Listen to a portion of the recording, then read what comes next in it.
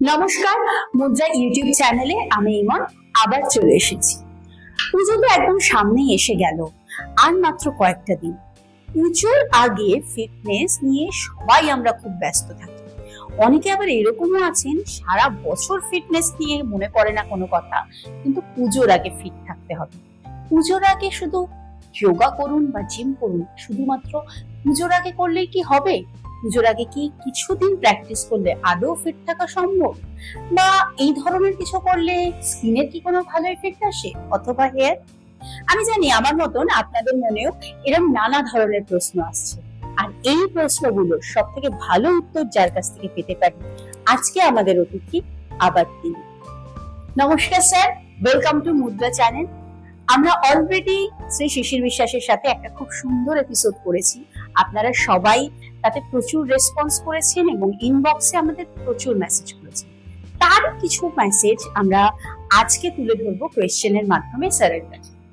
Sir, thank you আবার মুদ্রাকে সময় দেওয়ার জন্য। পুজো এসে গেছে, আর কিছুদিন বাদে পুজো। সারা বছর যারা যোগা প্র্যাকটিস করছে বা কোনো ফিজিক্যাল অ্যাক্টিভিটির সাথে রয়েছে, তারা তো একটা প্র্যাকটিসের মধ্যে রয়েছে, কিন্তু পুজোর আগে সবাই আমরা ফিট হতে চাই। ইভেন মানে যে সারা বছর ধরুন কিছু করেনি, তারও মনে হয় পুজোর আগে একটু ফিটনেস হলে ভালো হতো।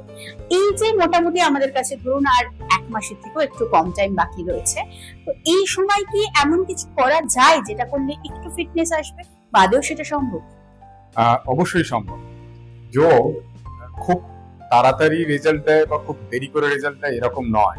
যদি সঠিকভাবে অভ্যাস করা যায়, খুব অল্প সময়েই অনেক বেশি এনার্জি তারা পেতে পারে।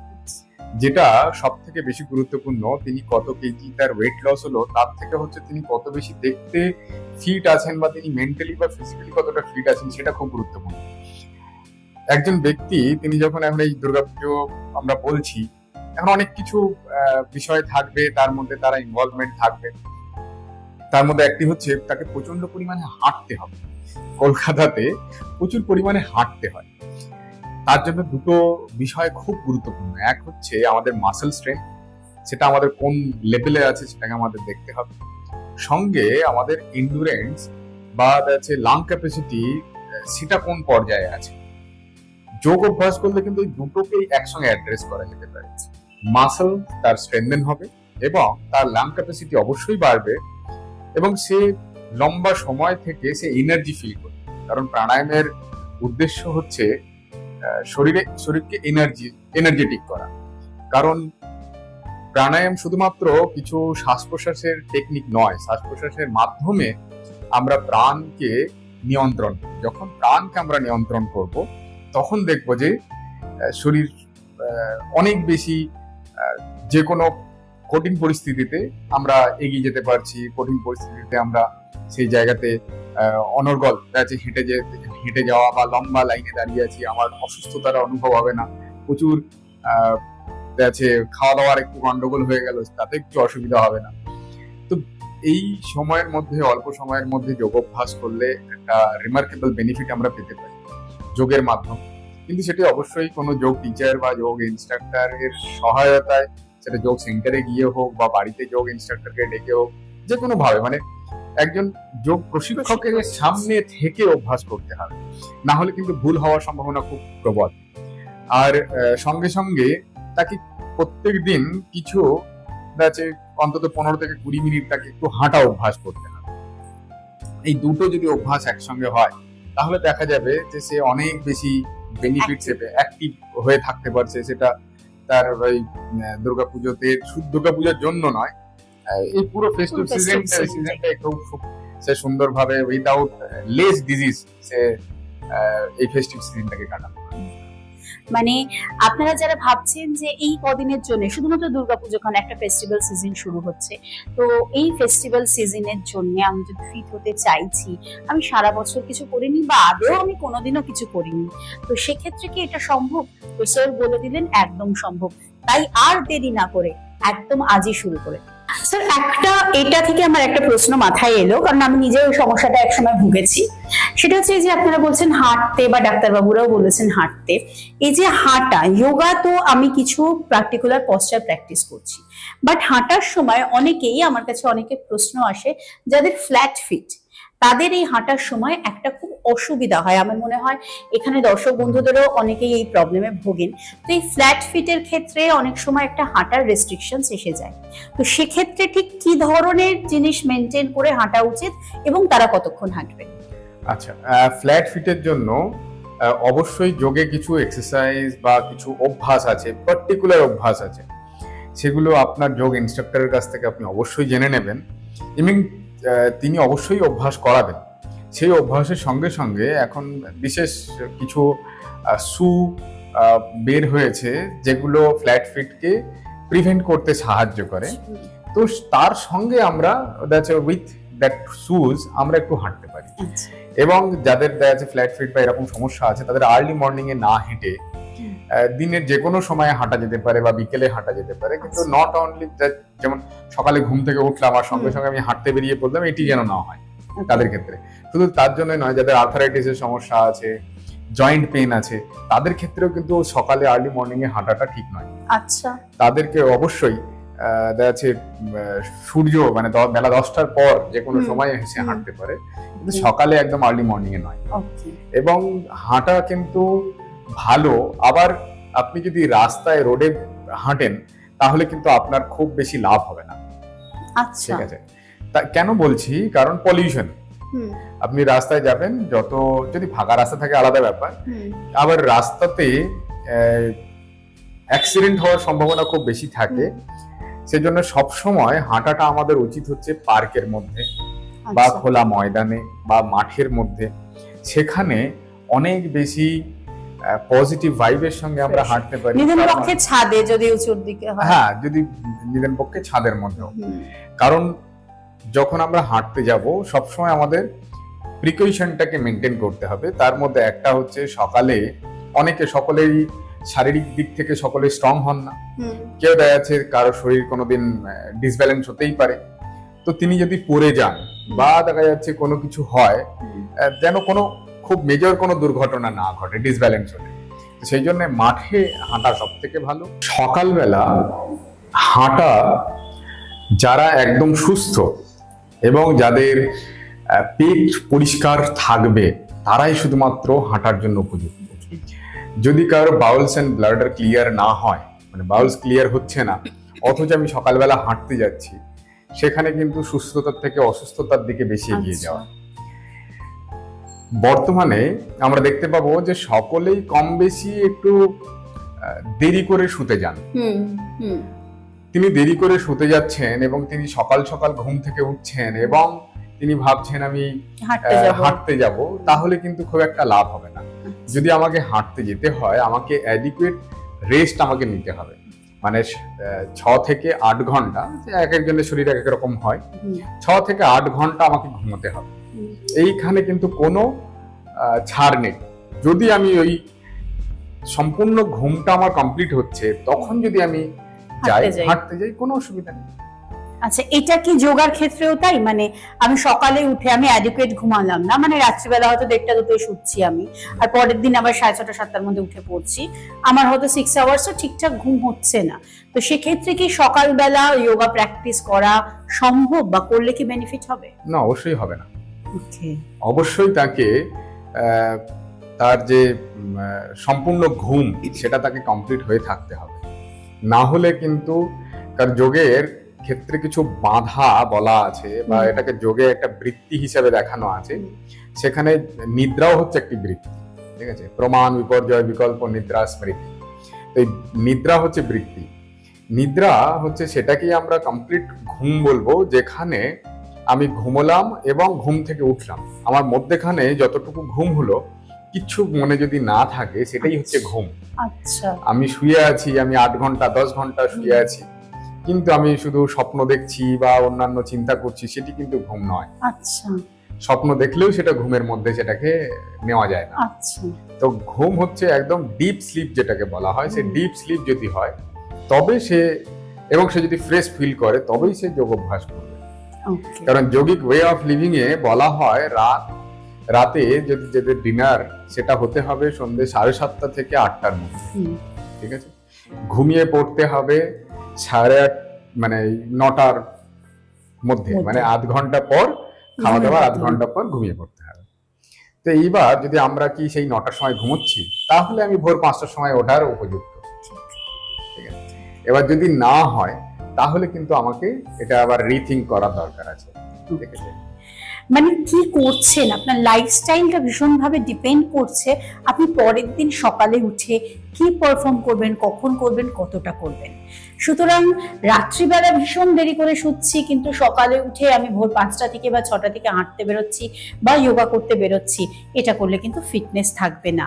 এবং ফ্ল্যাট ফিট নিয়ে যেটা বললেন স্যার, বা আর্থারাইটিস সম্পর্কে, সকালবেলায় উঠে কিন্তু হাঁটলে অসুবিধা হতে পারে। তো সেক্ষেত্রে সঠিক প্রশিক্ষকের কাছে সঠিক সময় জেনে এবং নিয়ম জেনে সেটা অভ্যাস করুন। স্যার, এ তো গেল সকালবেলা মানে কারা প্র্যাকটিস করবে বা কাদের করা উচিত, কিভাবে নিজের লাইফস্টাইলকে সেট করবো। পুজো আসছে, ফেস্টিভ সিজন আসছে, শুধু পুজোই বা বলছি কেন, পুজোর সময় আমাদের হাতে মানে পুজোর কদিন বা ফেস্টিভ্যালের কদিন খুব কম সময় থাকে। তো সেক্ষেত্রে একটা পুরো রুটিনটাকে যদি স্কিপ করে যাই আমরা, বা রুটিনটাও তো চেঞ্জ হয়ে যাচ্ছে, ডেলি রুটিনটা তখন, এবং প্র্যাকটিসের অনেকটা সময় থাকছে না। তো সেক্ষেত্রে আমি পুরো প্র্যাকটিসের রুটিনটাকে স্কিপ না করে খুব অল্প সময়ের মধ্যে কি ধরনের প্রাণায়ামা বা কি ধরনের পশ্চার প্র্যাকটিস করতে পারি, বা কতটুকু প্র্যাকটিস করতে পারি যেটার জন্য আমরা ফিট থাকতে পারবো? খুব ভালো। যদি আমরা অভ্যাস করি সূর্য নমস্কার, যেটাকে একটা কমপ্লিট সূক্ষ্ম ব্যায়াম এবং স্থূল ব্যায়াম এবং আসনের একটা কম্বিনেশন, তো নিজের হেলথ অনুযায়ী এই সূর্য নমস্কার যদি আমরা অভ্যাস করি, তাহলে কিন্তু আমরা সম্পূর্ণভাবে আমাদের শরীরকে নার্চার করে নিতে পারবো। কিছু টুইস্টিং প্র্যাকটিস যদি তার সঙ্গে অ্যাড করে দিতে হয়, এবং সঙ্গে হচ্ছে প্রাণায়ামের অভ্যাস, যেগুলো খুব তাকে কি বলবো এনার্জি দেবে। তার মধ্যে দেওয়া যাচ্ছে যদি কপালভাতি আমরা অভ্যাস করতে পারি, তার সঙ্গে আমরা অভ্যাস করতে পারি অনুলোম বিলোম, ভ্রামরী, শীতলী, শীতকারী, এগুলো অভ্যাস করা যেতে পারে অ্যাজ পার প্রত্যেকের হেলথ অনুযায়ী। এবং যদি এইগুলো আমরা অভ্যাস করি তাহলে দেখবো যে অনেক ফিট। এবং কিচ্ছু না, সকালবেলা যখনই আপনি ঘুম থেকে উঠবেন, বাউলস এন্ড ব্লাডার ক্লিয়ার হওয়ার পর আপনি সূর্য নমস্কার অভ্যাস করে নিন। দেখুন, আপনি 12 রাউন্ড সূর্য নমস্কার যদি অভ্যাস করেন, তাহলে দেখবেন সম্পূর্ণ শরীর আপনি অনেক বেশি ফিট অনুভব করছেন, যা কিছু খাচ্ছেন তাতেই হজম হচ্ছে, এবং হাঁটতে গিয়েও আপনার পায়ে ব্যথা হচ্ছে না। আপনি লম্বা মানে সারা রাত যদি ওটা উচিত নয়, তবু যতটা পারবেন আপনি হাঁটলেও দেখবেন যে কোনো অসুবিধা হচ্ছে না, অনেক বেশি ফিট আপনি অনুভব করছেন। এবং সঙ্গে আনন্দ সহকারে করতে হবে। আমি এবছর যেমন দুর্গাপুজো হবে, প্রত্যেকের শরীর থেকে কিন্তু ঘাম বেরোচ্ছে বা বেরোবে। তো এই যে ঘাম বেরোবে, সেটাকে আপনাকে এনজয় করতে হবে। না হলে কিন্তু, কারণ যোগ শুধুমাত্র শারীরিক দিক থেকে নয়, মানসিক দিক থেকেও মানুষকে সেই সহনশীলতা তার মধ্যে নিয়ে আসতে সাহায্য করে। তো আমরা দেখতে পাবো যে কেউ যদি সহনশীল হয়, সে অনেক বেশি আনন্দ সহকারে দুর্গাপুজো বা ফেস্টিভ সিজনকে এনজয় করছে। তো সূর্য নমস্কার is the one of the best practice. মানে সূর্য নমস্কার কিন্তু স্যার কিন্তু বারবারই বলছেন যে প্রশিক্ষণের আন্ডারে ভালো মতন করে শিখে কিন্তু প্র্যাকটিস করবেন। সূর্য নমস্কার one of the good practice যেটা বললেন, এবং অনেকগুলো প্রাণায়াম বললেন, এবং এই সম্পূর্ণ অভ্যাসটার জন্য আমার মনে হয় 10-15 মিনিটের বেশি যাবে না। সূর্য নমস্কার 5 মিনিটের মধ্যে 12 রাউন্ড 5-6 মিনিটে হয়ে যাবে। প্রাণায়াম দেওয়া আছে 5 মিনিট 7 মিনিট, মানে 12 থেকে 15 মিনিট অভ্যাস করলে এনাফ। মানে পুরো জিনিসটা 12 থেকে 15 মিনিট যদি রেগুলার প্র্যাকটিস করেন। যারা জানতে চাইছেন যে পুজোর সময় যেহেতু আমার একটা প্র্যাকটিস স্কিপ হয়ে যাচ্ছে, বা পুজোর সময় যেহেতু আমি অতটা সময় পাচ্ছি না 1 ঘন্টা কোনো কিছু প্র্যাকটিস করার, কি করব? 12 থেকে 15 মিনিট আমার মনে হয় যথেষ্ট টাইম আমরা দিতে পারছি পুজোর সময়। তো সেভাবেই কিন্তু আপনারা ফিট থাকতে পারছেন। স্যার, এই তো গেল হেলথের কথা। পুজোর সময় আমরা সবাই আরো দুটো জিনিস নিয়ে চিন্তিত থাকি, সেটা হচ্ছে ফেস অ্যান্ড হেয়ার। যে ফেসটা ঠিকঠাক গ্লো করছে নাকি, হেয়ারটা ঠিকঠাক আছে নাকি, কোয়ালিটি ঠিক আছে নাকি। এখন স্যার খুব ফেস যোগা, মানে ফেস যোগার একটা ট্রেন্ড আমরা দেখতে পাচ্ছি। ফেস যোগার নানা ধরনের ট্রেনিং হচ্ছে। যারা আপনারা যোগের সাথে এত বছর ধরে যুক্ত রয়েছেন এবং এটাকে একটা সাধনার জায়গায় নিয়ে গেছেন, তাদের মতে কি বলবেন স্যার? ফেস যোগা কতটা বেনিফিশিয়াল, বা আদেও কি খুব প্রয়োজনীয়তা আছে ফেস যোগার? এগুলো হচ্ছে ঠিক আমরা যেমন চানাচুর খেলে খুব ভালো লাগে না, এটা ঠিক ওই চানাচুরের মতো। মানে বিকেলবেলা একটু খেয়ে নিলাম, খুব ভালো লাগছে, কিন্তু আমরা কিন্তু চানাচুর সারাদিন খেতে পারি না। ঠিক তেমনই ফেস যোগ হচ্ছে কিছু টেকনিক আছে, কারণ ফেস যোগ বলে তো যোগ হয় না, যোগের একটা বিরাট বড় ফেসের কিছু প্র্যাকটিস আছে, সেগুলোকে ফেস যোগা বলে অভ্যাস করানো হচ্ছে বা অভ্যাস করছে সবাই। এটি অভ্যাস করা যেতেই পারে, শুধুমাত্র আমার ফেসের কিছু মাসল সেগুলো টাইটেন হবে বা সেগুলোর জন্য আমরা অভ্যাস করতে পারি, কিন্তু শুধু ফেস যোগা করে খুব বেশি লাভ হবে না। কারণ ফেসের এই প্র্যাকটিস যখন আমি অন্যান্য অভ্যাসের সঙ্গে এটি অভ্যাস করব, তখন দেখবো আমার ডাবল চিন হচ্ছে না, স্কিন টোন থাকছে, আমার স্কিন গ্লো বাড়ছে, বাদ আছে যেটা হেয়ার ফল বা হেয়ার রিলেটেড যা কিছু, সেখানে অনেক বেশি বেনিফিটেড পাওয়া যাবে। কিন্তু দেখা যাচ্ছে শুধুমাত্র আমি ফেস যোগ করলাম তাতেই, বা ফেসের কিছু প্র্যাকটিস করলাম তাতেই আমি খুব সুন্দর থাকতে পারবো, এটা না, এটা জাস্ট একটা টোটকা। এটি শুধুমাত্র কিছু ফেসের মাসলকে এনগেজ করার জন্য আমরা এটা অভ্যাস করতেই পারি। বাট ওভারঅল আগে যেটুকু আলোচনা হলো, যে ওভারঅল যোগ অভ্যাসের সঙ্গে সঙ্গে আমরা ওটা করতে পারি, নট শুধুমাত্র ফেস যোগা করে কিছু লাভ নেই। মানে ফেস যোগা করলে শুধু ফেসের গ্লোটুকু আসলো, ওভারঅল ফিটনেস নেই, সেক্ষেত্রে খুব একটা লাভ হবে না। না, গ্লো ফেস থেকে আসে না, ভেতর থেকে আসে। একজন সন্ন্যাসী, তাকে যদি আমরা দেখি, তিনি অনেক বেশি আনন্দিত, তার কাছে তিনি তো গিয়ে না ফেসিয়াল করান, না তিনি কি বলে স্কিন কেয়ার করেন, বা তথাকথিত যে খাবার দাবার, তিনি কোনো রেস্টুরেন্টেও যাচ্ছেন না, কিছু না, তার সিম্পল জীবনযাপন, এবং তার দেখবো অনেক বেশি তার স্কিন গ্লো করছে। ভাই, কারণ তিনি ভেতর থেকে আনন্দিত, সে ভেতর থেকে আনন্দটাকে নিয়ে আসতে হবে। যোগের উদ্দেশ্যই হচ্ছে সেই ভেতর থেকে আনন্দকে নিয়ে আসা। কারণ যোগের একটা ডেফিনেশনও বলা আছে, যোগা ভবতি দুঃখঃ, জীবন থেকে দুঃখকে সরিয়ে দেওয়া, সেটাই হচ্ছে যোগ। জীবন থেকে দুঃখকে যদি সরিয়ে দেন তাহলে আনন্দই আনন্দ। জীবনটাকে যদি উপভোগ করেন, শুধুমাত্র ফেসিয়াল যোগা কেন, যে কোনো যোগাই আপনাকে খুব ভীষণভাবে বেনিফিট করবে। হ্যাঁ, কিন্তু শুধুমাত্র পার্টিকুলার কোনো একটা পশ্চাৎ যোগা বা কোনো একটা অংশের, মানে শুধুমাত্র মুখের যোগা করলাম, এইটা দিয়ে কিন্তু খুব বেশি দিন কোনো বেনিফিট হবে না, যেটা ওনারা বলছেন। তাই ভালো থাকতে, আনন্দে থাকতে সার্বিক প্র্যাকটিসটাই কিন্তু ভীষণভাবে প্রয়োজন। পুজো এসে গেল, প্রচুর ধরনের পুজো নিয়ে আমরা ফিটনেস নিয়ে, স্কিন নিয়ে, সব নিয়ে আলোচনা করছি। এরপর ডায়েট নিয়েও আলোচনা থাকবে, অনেক কিছু থাকবে। আপনাদের মনে যদি কোনো প্রশ্ন থাকে, বা আপনাদের যদি মনে হয় যে কোনো টপিকে পার্টিকুলার আপনারা আরো কিছু জানতে চাইছেন, তাহলে অবশ্যই আমাদের ইনবক্সে মেসেজ করুন, কমেন্ট সেকশনে জানান। এবং এরপরেও যদি যোগাযোগ করতে চান, তাহলে মুদ্রার ইউটিউব চ্যানেলে বা মুদ্রার পেজে কিন্তু আমাদের সরাসরি যোগাযোগ করতে পারেন। থ্যাংক ইউ স্যার, আবার মুদ্রা চ্যানেলকে এতটা টাইম দেওয়ার জন্য, এবং আশা করছি আগামী দিনে আমরা আরো কিছু টপিক আপনার থেকে জানবো এবং দর্শকরাও জানবে। একদম।